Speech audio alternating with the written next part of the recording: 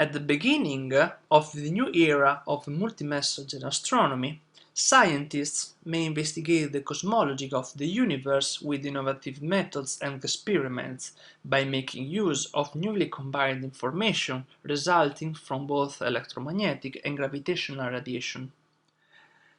Against this backdrop, it is important that how gravitational waves travel through our universe be studied, in view of modeling physical phenomena that modify their dynamics and consequently the physical information they transport.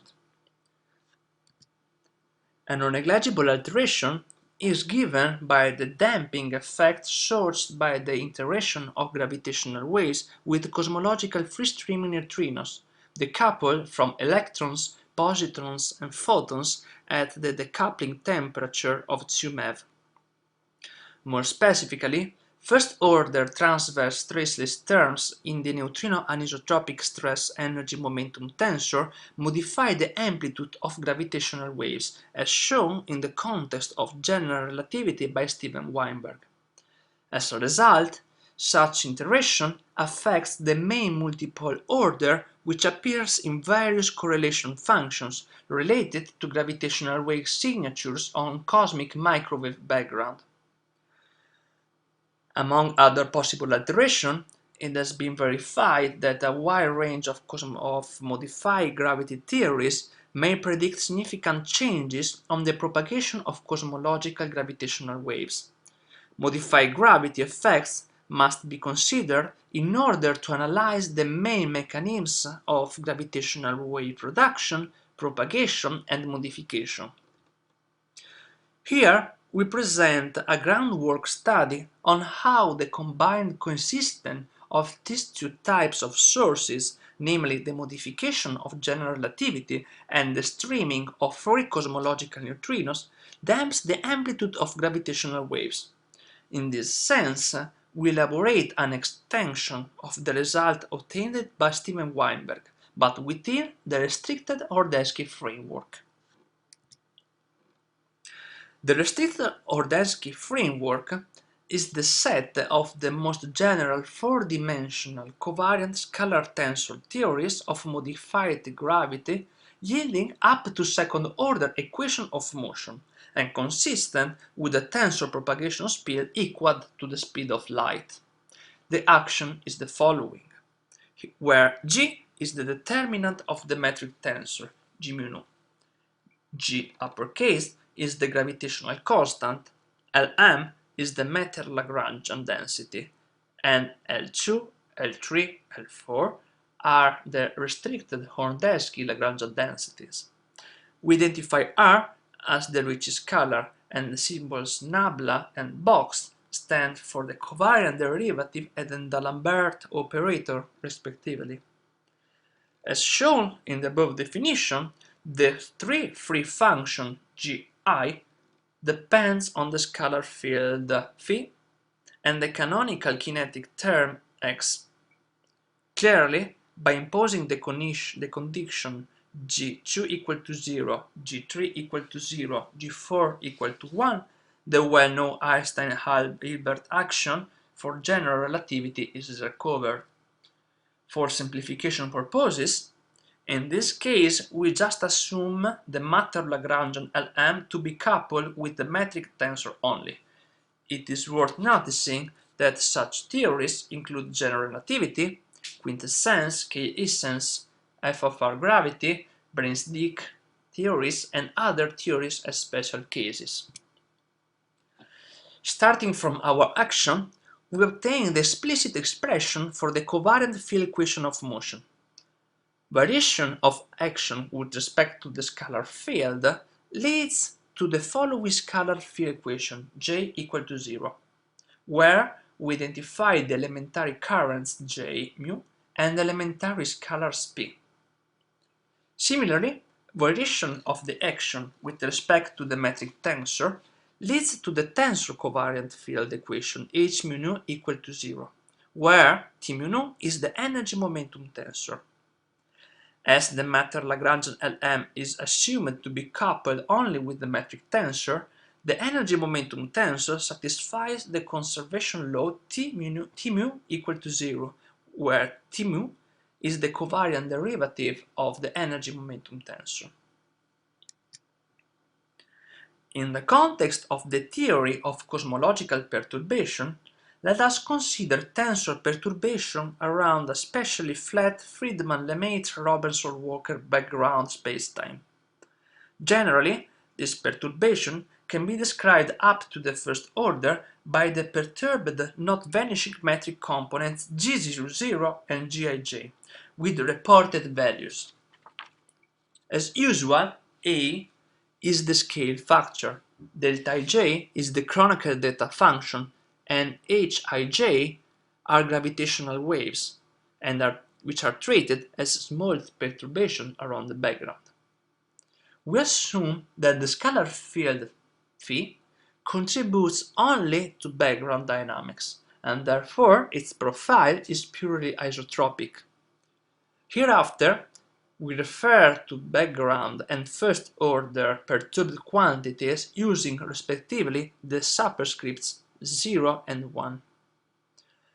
For the purposes of this analysis, we also consider the perturbation of the energy momentum tensor T mu nu around a cosmological perfect fluid background. Up to the first order, the only not vanishing components are T00 and Tij, with the reported values, where ρ is the background energy density and P is the pressure. It is worth noticing that in our equations we identify with pi ij all the first order anisotropic contribution to the energy momentum tensor. For a perfect fluid, pi j is equal to 0. We work in the so-called transverse traceless gauge. By combining each perturbative order of our equation, we obtain three non-trivial background cosmological equations, and also using these perturbations, we obtain an only one non-trivial first-order equation that we report in the Fourier space with the suggested new time coordinate u. From the proposed expression, it is clear that in the context of restricted Hordensky theories, interaction of gravitational waves with matter or radiation fields are possible only with a not-vanishing anisotropic contribution pi ij to the energy momentum tensor.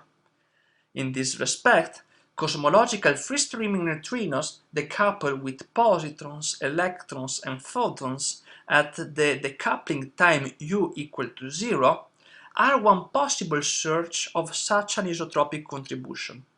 As shown by Steven Weinberg, when treating relativistic neutrino gas by classical kinetic theory, the linearized collisionless Boltzmann equation gives an integral expression for pi j, which is the following, where ρ nu indicates the neutrino energy density and k is the kernel, combination of sines and cosines.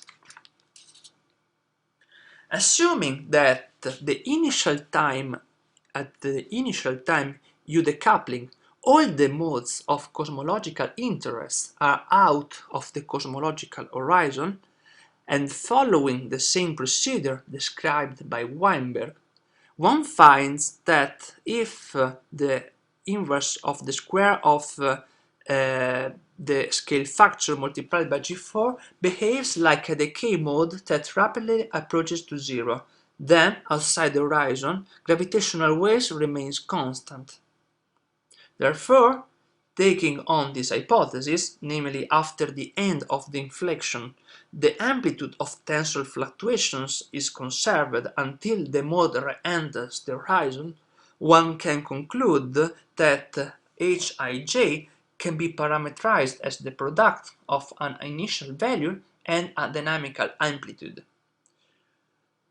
To move on and deal with the gravitational waves that enter the cosmological horizon during the matter-dominated era, let us introduce the new scalar variable epsilon, which is the ratio between the scale factor and the scale factor evaluated at the equivalence time between matter and radiation.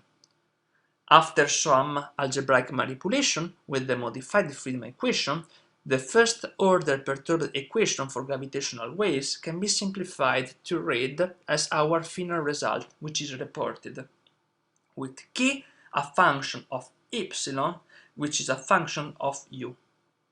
The initial conditions are k evaluated at initial time equal to 0 and the first derivative of k evaluated at the initial time equal to 0. The result is very similar to the result obtained by Steven Weinberg, but now we have to face with the presence of three new coefficients, which are delta 1, delta 2 and delta 3. The expression of these three coefficients is reported in the following slide. The structure is very complicated, but the most important thing is to notice that these coefficients depend directly on the three free functions g1, g2 and g3 of the restricted Hordensky framework.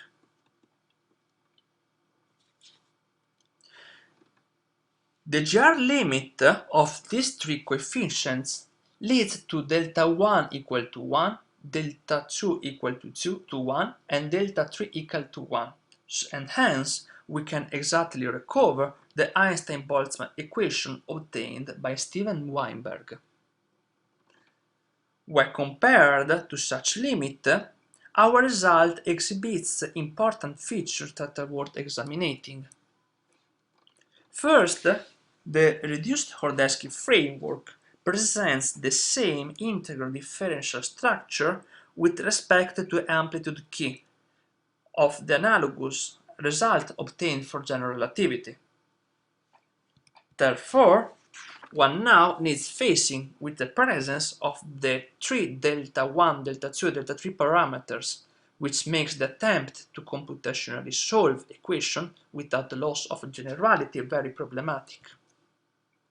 Indeed, up to now, such parameters are a priori completely free, as the structure is related to the reduced Hordensky free functions g1, g2, g3 and g4, not g1, sorry.